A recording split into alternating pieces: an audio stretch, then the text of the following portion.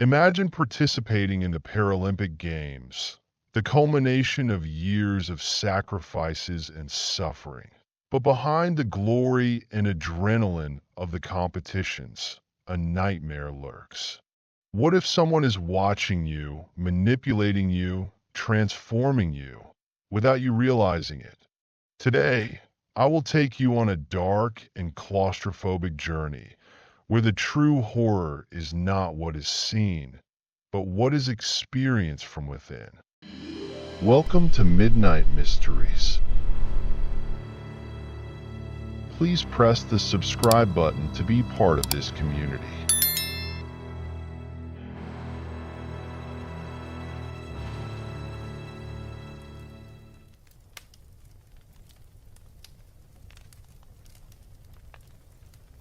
Paris, 2024. The Paralympic Games had always represented a beacon of hope for those who had suffered severe trauma, an opportunity to show the world that disability is not a condemnation, but a challenge to be overcome. For Luca, however, the Games had become a psychological trap from which there seemed to be no escape. Luca had been a running prodigy before a car accident robbed him of his left leg. The trauma was not only physical. He had lost his girlfriend in that accident, and every night he relived the moment when the car flipped over, the glass shattered, the screams stifled in the silence of death. Now, with an advanced prosthetic, he had returned to running, but something inside him had been broken forever. The welcome in Paris had been warm, but Luca couldn't shake off a feeling of oppression. The athletes' village, usually a place of camaraderie and mutual support, felt like a labyrinth of shadows and suspicions. Everything was too perfect, too orderly, like a stage set to hide something rotten within. The nights were the worst. In his hotel room, the walls seemed to close in on him. Every noise, every creak of the floor turned into a deafening boom. And then there was that corridor. Every time Luca got up to get some water, or simply to escape his nightmares, the corridor on his floor was empty, but filled with a sickly atmosphere. It seemed to stretch out infinitely, with the lights barely flickering, creating shadows that moved like living creatures. One day, after a particularly intense training session, Luca found himself talking to another athlete, an older man named Giovanni. He too had suffered a serious accident that had left him with deep scars on his face and in his soul. Giovanni had a hollow look in his eyes, as if his mind had been consumed by something dark. Have you ever felt like someone is watching you, even when you're alone? Giovanni asked, lowering his voice as if he feared the walls might hear. Luca immediately felt uneasy. What do you mean? Giovanni stared at him for a moment, then replied, This place, it's not what it seems. There's something or someone watching us. I've seen strange things, heard sounds in the dead of night.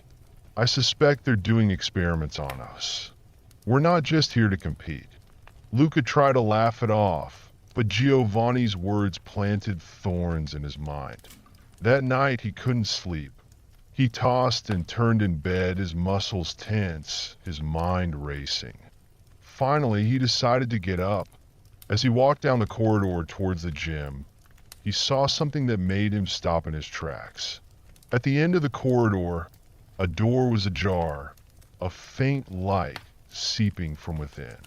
He had never seen that door before, and something inside him told him not to approach, but curiosity and the growing sense of unease pushed him to check it out.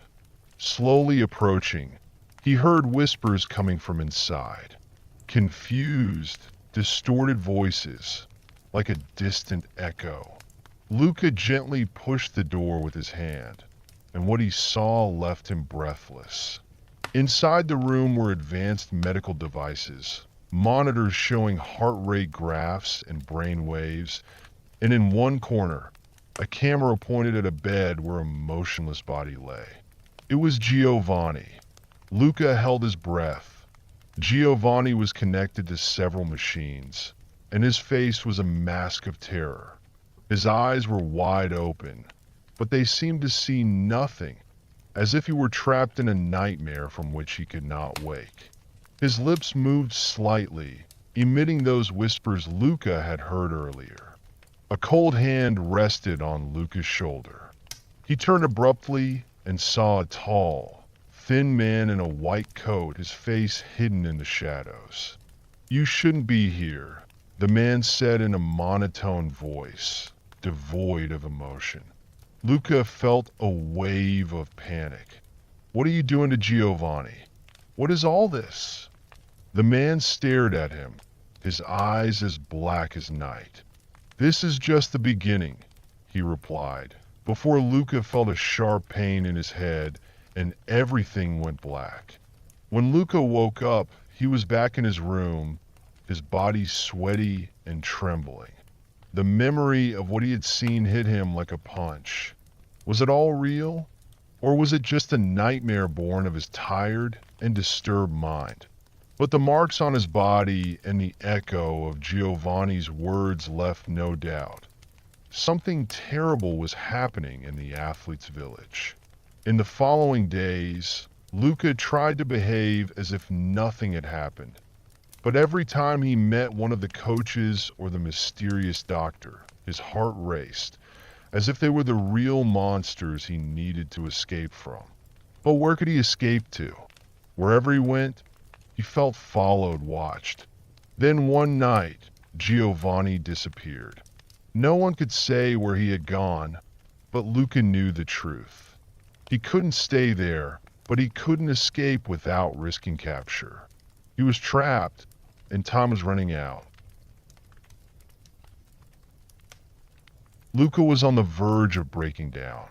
Every night, the nightmares haunted him with increasing intensity. He saw Giovanni, lying on that bed, eyes wide open, mouth moving without sound. And then there was the man in the white coat, always lurking, a constant shadow at the edge of his perception. Time seemed to have stretched. Every minute was agony, every shadow a potential danger.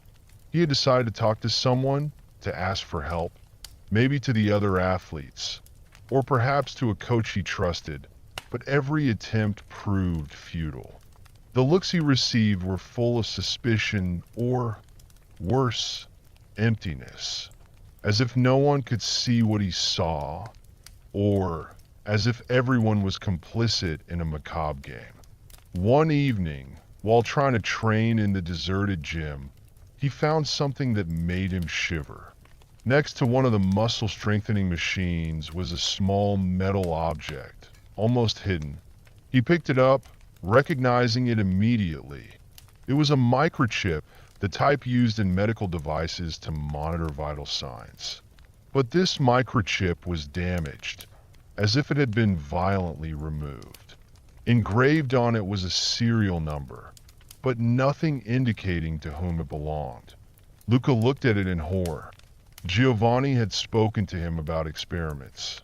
Was it possible that they were using technologies like this to control or manipulate the athletes? He decided he had to do something. He couldn't continue living in fear that it would soon be his turn. He had to find concrete evidence and, if necessary, report it. That night, he waited for everyone to retire to their rooms. Then, with his heart pounding like a hammer, he headed back to the corridor where he had found Giovanni. This time he wouldn't stop. He had to find out what was happening in that room, and where Giovanni and the other athletes who seemed to disappear into thin air had gone. When he reached the door, he found a surprise. It wasn't closed, as he had expected. It opened slowly with a creak, revealing an interior even more sinister than during his previous incursion. This time, the room was empty, but no less terrifying for that. The air was cold and thick, almost suffocating. The medical equipment had been removed, but there were evident signs of what had happened there. Traces of blood on the floor, torn straps, a broken camera on the ground. Luca approached a table where some documents lay. His hands trembled as he flipped through them, but he managed to decipher enough to understand the truth. The athletes were being subjected to an experimental program that combined advanced technology and psychological manipulation to enhance their performance. The microchip he had found was just a part of this plan.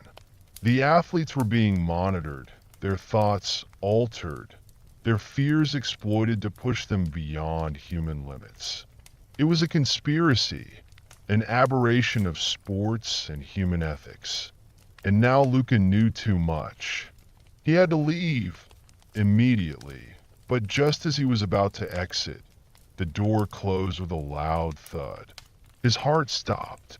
He turned around and saw the man in the white coat, with that cold, calculated smile painted on his face.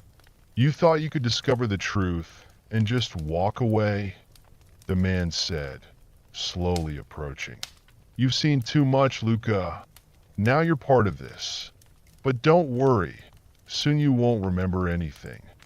Luca tried to react, but the man was too quick. With a swift movement, he grabbed a syringe from a drawer and plunged it into Luca's arm. He felt a wave of warmth course through his body. Then his legs gave out. "This is just a dose to calm you," the man whispered. "But when you wake up, you'll be as good as new. A champion, without fear, without thoughts. You'll be perfect." As Lucas slipped into unconsciousness, the last thing he saw was Giovanni's face, appearing for a moment behind the man's shoulders. But it wasn't real. It was a hallucination, or perhaps just his consciousness fading away. The darkness enveloped him, and with it the last spark of his will. Luca woke up in a room he didn't recognize, tied to a bed. His body was stiff, his mind foggy. For a moment, he remembered nothing. Then, like a flood, the memories returned. The man in the white coat, Giovanni, the microchip. He realized he was in one of the laboratories he had read about in the documents. This time, though, he was no longer an observer. He had become the subject of the experiment. Panic took hold of him. He tried to free himself, but the straps were too tight. He heard a voice, that of the man in the white coat, speaking in a reassuring tone, as if it were just a normal medical consultation. "Don't be afraid, Luca. This is for your own good. You'll become what you've always wanted, invincible." With horror, Luca understood what he meant. They were transforming him, manipulating his mind and body to create a perfect athlete, devoid of consciousness, devoid of humanity. He felt a machine start up, and a sharp pain shot through him as an electric current ran down his spine. The world went black again. When he woke up, he was no longer the same. His mind was a chaos of fragments, broken thoughts, distorted images. He couldn't distinguish the real from the unreal. He saw Giovanni's face, heard the voice of the man in the white coat, and then those black eyes, growing closer and closer, ever more menacing. The following weeks were a succession of intense training sessions. His body pushed beyond every limit, his mind subjected to continuous manipulations. Occasionally, memories of the past would resurface, but they were quickly crushed by a tide of pain and terror. Every time he tried to resist, a new wave of pain would bring him back to obedience. He became a puppet controlled by invisible strings. The day of the final race arrived, and Luca was ready. But he was no longer Luca. He was something else, an athlete programmed to win, devoid of any trace of humanity. As he prepared at the starting line, he felt one last glimmer of what he had been. But it was too late. The gun went off, and he ran. He ran like never before, his body in perfect harmony with the ground, his heart beating to the rhythm of perfection. He was winning, but he felt nothing. The crowd roared, but their voices were just a distant echo. When he crossed the finish line, he felt a wave of cold envelop him. He had done it, but at what cost? The man in the white coat was waiting for him at the end of the track, with that usual smile devoid of warmth. "You're perfect," he said, approaching. "You've won, Luca. Now you can rest." But Luca knew there would be no rest. Not for him. Not for his soul, which had been destroyed, fragment by fragment. He felt himself falter. The world started spinning. He fell to the ground, his heart slowing. The last images he saw were those of Giovanni's face, but this time there was no fear in his eyes, only a sad acceptance. His race was over, but not as he had wanted. The horror that had consumed him had finally won, and with it, everything Luca had been was buried in darkness.